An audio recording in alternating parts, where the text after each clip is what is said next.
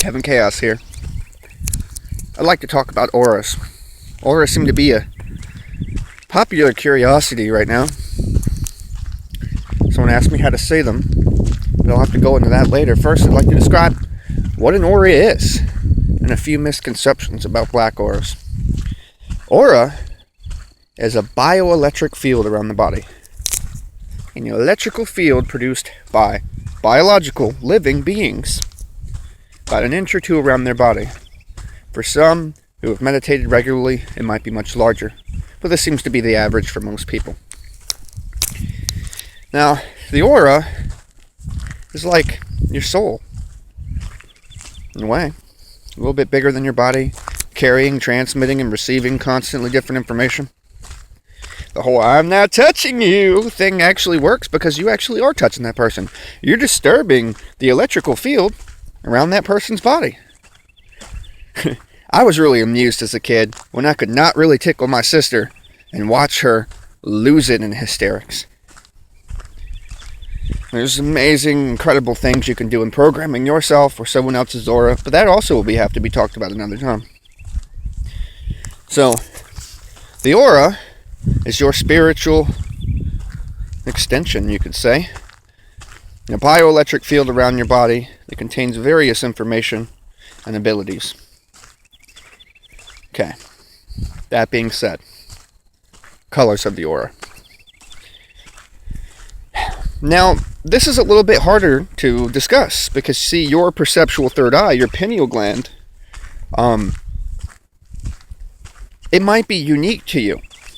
There's a true science to it, and then there's a perceptual science to it. There are always two kinds of truths, universal truths and personal truths. And the universal truth will be that it will be the same as the chakra system. And it'll be the same as your own inner lights, your own lampstands. The personal truths will be if you've taught yourself or figured this out some other way, or had experiences on drugs or something that awaken you to notice this, and then you start pouring, psychologically, you start pouring your own opinions and feelings and ideas and things into it, you will shape it into a personal science, a personal range of colors and ways of seeing it unique to you. That said, black auras. There's a lot of misconception about a black aura. A black aura is not evil.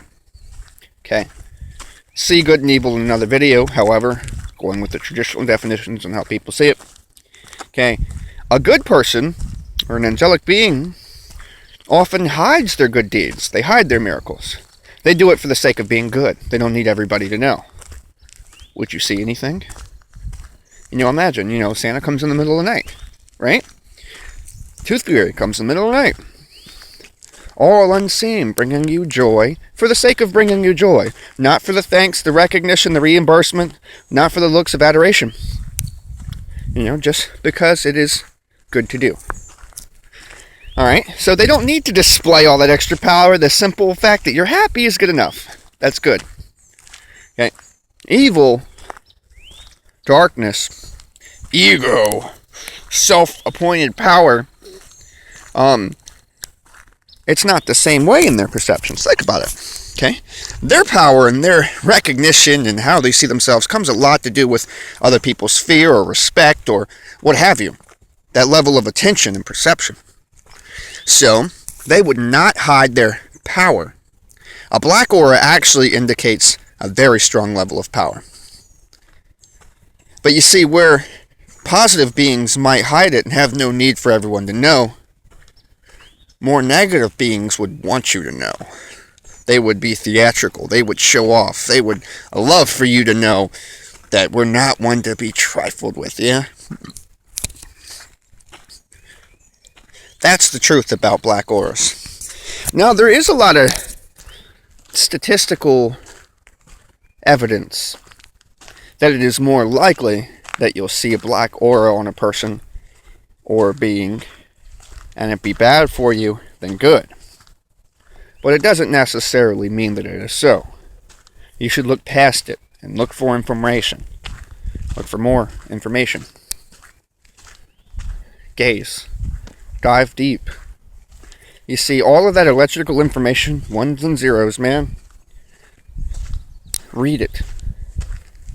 I'll get into how you can start tapping into and really using the parts of your brain and your soul that you're not used to using, and some other video that I can be more detailed in.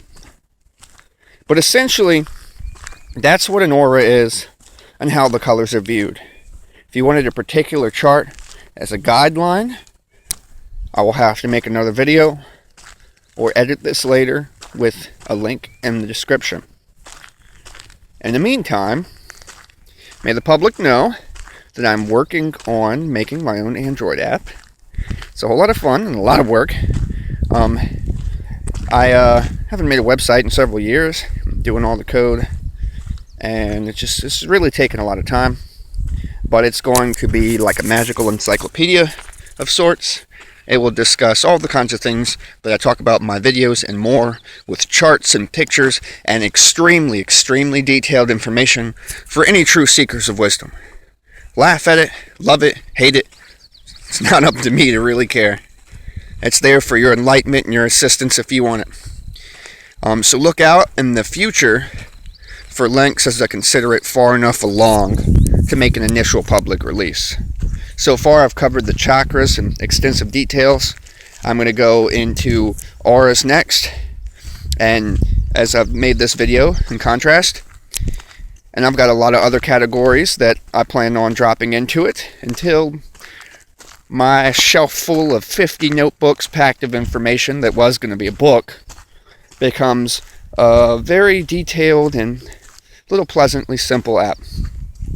If you have any ideas that you would like to be included in this app, any requests on information that intrigues you that I might miss or you'd like to hear me speak about, read an article or two, please leave a comment.